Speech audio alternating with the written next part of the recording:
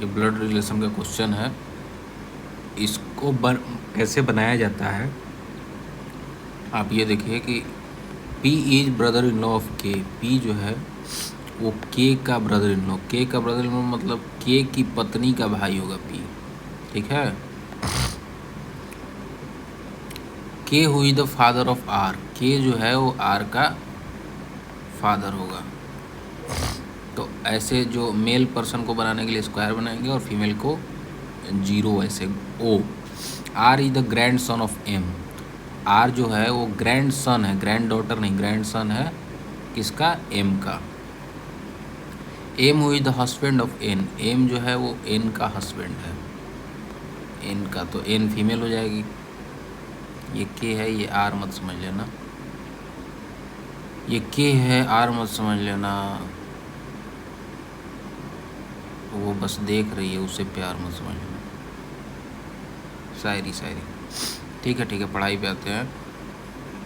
M who is husband of N and P is the son of N, P is the son of N। अच्छा, K, P is the brother in law of K, P is the son of N, यानी P की बहन का ये husband है। अब समझ में आया, अब समझ में आया। यहीं हम गलती कर देते ना, P की बहन का हस्बैंड है, ठीक है।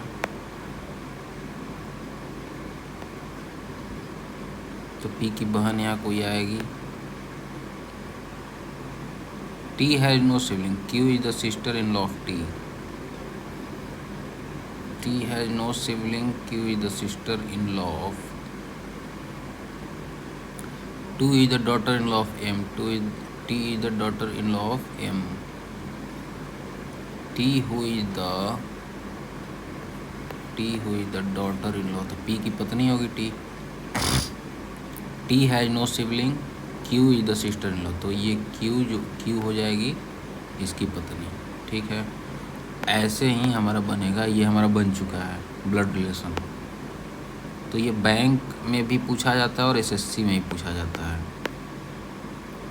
तो अगर आप ने ब्लड रिलेशन का लंबा वीडियो नहीं देखना है तो ये छोटा वीडियो से ही आप कॉन्सेप्ट सीख सकते हैं। आप चलते हैं, दूसरा बनाते हैं, या दूसरा आप लोगों के लिए दे दूँ, दूसरा ही बना देता हूँ। R is the son in law of H, R जो है वो H का सन इन लॉ है। K is the sister in law of R, K जो है वो R की सिस्टर इन लॉ है। तो K साली भी हो सकती है, तो मान लो कि R की पत्नी ये हो गई और उसकी K बहन हो गई। U is the mother in law of D, V is the sister in law of D, इसको साइड बनाते हैं। U is the mother in law of D, V is the, कहाँ पे गया, V is the sister in law of D, V is the sister in law of D। तो इसकी husband की बहन भी हो सकती है, और ये हस्बैंड होगा और इसकी पत्नी होगी, उसकी बहन भी हो सकती है। तो इसको छोड़ दे। D इज मैरिड मेल, तो D मैरिड मेल है, तो इसकी पत्नी का बहन है कौन, V। इसको इधर लेके आते हैं,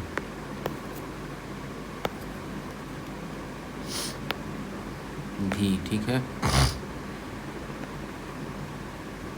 V और U is the mother in law, तो U जीरो हो जाएगी। हाँ, H is the father of K, H जो है वो K का फादर है, ठीक है, K का फादर है। And has two daughter, K और इसकी बहन, ठीक है। D is a married male in the family, Y the mother in law of V, Y जो है वो V की मदर इन लॉ है, Y जो है वो V की मदर इन लॉ है, Y। तो Y का कोई हस्बैंड होगा, उसकी माँ V की मदर इन लॉ होगी। Y is a mother-in-law of V and has only one child. तो भी ये हो जाएगा क्या?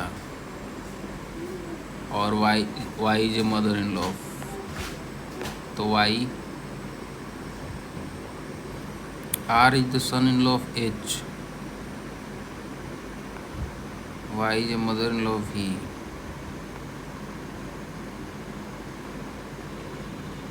V के बहन का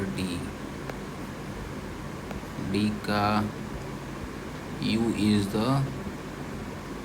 थोड़ा मुश्किल आ गया क्या? U is the mother in law of D, यानी इसकी माँ होगी U, H पिता होगा, और V है Y is the mother in law of V, और इसकी माँ होगी Y, जिसकी पतो होगी ये, मतलब हाँ, तो ऐसे बनेगा, कोई छूट तो नहीं रहा है। Y the mother in law B and has only child, Y the mother in law B and one only child R, तो ऐसे ही बनेगा। ये भी बन गया।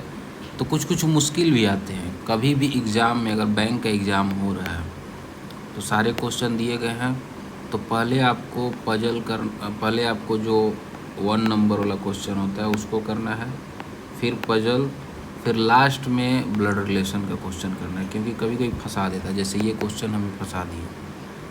तो आपको कैसा लगा वीडियो? प्लीज़ इस चैनल को सब्सक्राइब कीजिए, इस वीडियो को लाइक कीजिए, और 5-10 मिनट में अगर कॉन्सेप्ट सीखना है तो प्लीज़ इस चैनल से जुड़े रहिए, और जो आप कमेंट करेंगे उस टॉपिक का मैं वीडियो लाते रहूँगा। Thank you.